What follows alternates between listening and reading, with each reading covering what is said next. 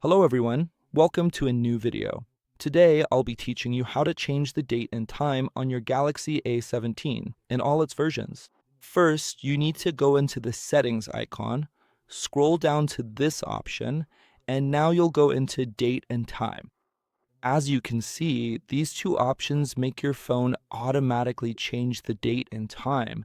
But for that to happen, you need to be connected to the internet and have your phone's location turned on as well. If you want to change the date and time manually, you need to turn off the automatic option. Tap on date, choose the day you want, tap to confirm, and then select the time you want now. I will select 4:10 in the afternoon and confirm. And this way my time will change to 4:10 in the afternoon. Now, if I turn the automatic time back on, it will return to my phone's actual time. So that's it for today's video.